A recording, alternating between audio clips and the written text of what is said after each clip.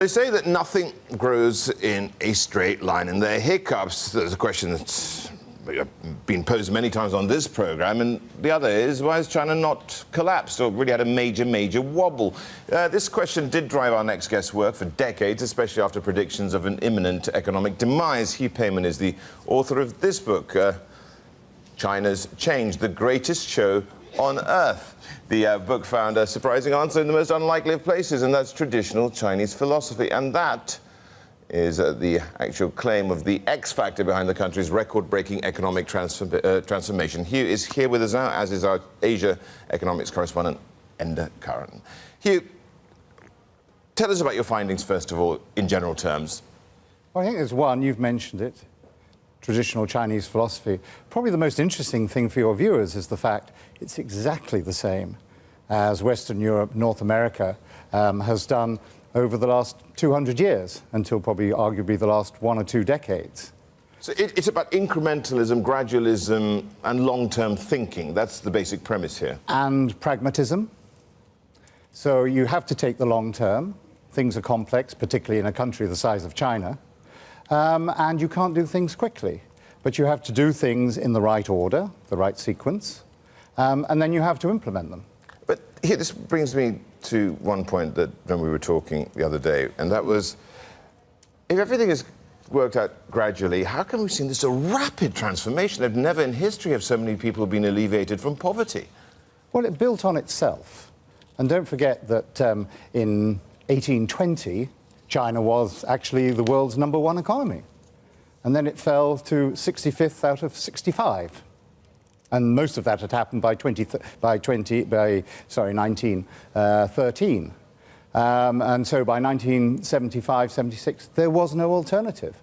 And so, if you like, there was an enormous amount of latent capacity, whether that was physical or intellectual, to apply to recovery. And can that recipe continue to work for China, Hugh? Can that mix, as you outline it, get them to be the world's biggest economy, get them to where they were in 1820? Or are there, in terms of what the bears do see, are there genuine risks bubbling under the surface that could derail this whole project? Of course there are risks. And frankly, when people ask me, I say the biggest risk is that they don't continue to change.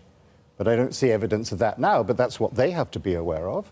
The fact that reform has always fought against the vested interests shows that they know that this is the problem. But that's another point here, with Xi Jinping solidifying his position and could be ruler for the next decade or perhaps even longer.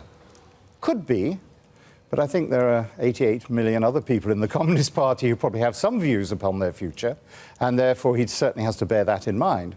I think that what is underestimated, actually, is that these are often the thoughts of a generation, and each generation had a different experience. So he's probably got more support at the moment, but he'll then have to start thinking about the people who are 1 generation younger than him.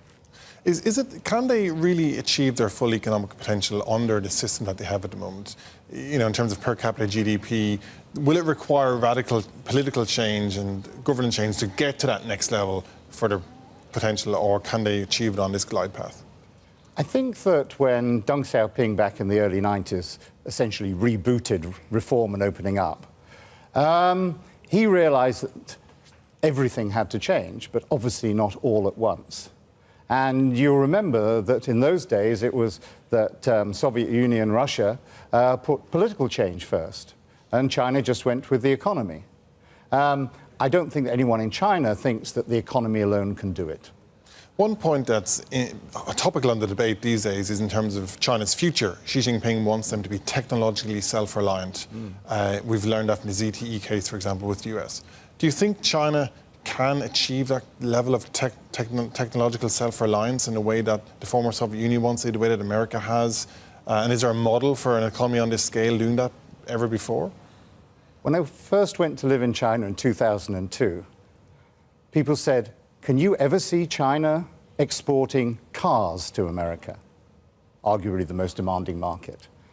And I said, no, I think a lot of things have to happen first. Well, now they're doing it.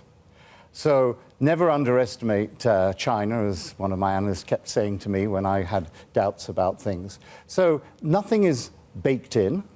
One of the points I make in the book is this is not about Chinese exceptionalism. There is no special source, and most of the things are common with the rest of the world. It's just the fact that there is so much energy at the moment simply because of how much China actually fell back, and everyone is so conscious of that.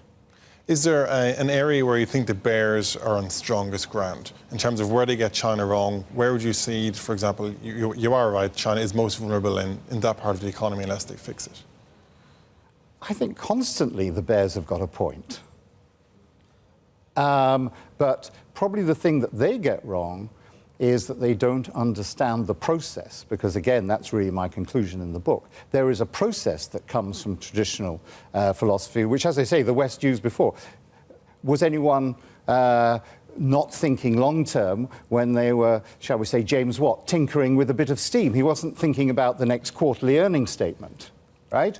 But more recently, probably one of the greatest achievements of the last quarter of a century would be Helmut Kohl going against all the advice, because he saw the much bigger picture in the reunification of Germany, particularly on the economy, where one-to-one was supposed to be crazy. You're talking about the Ostmark and the Deutschmark, of course. Exactly.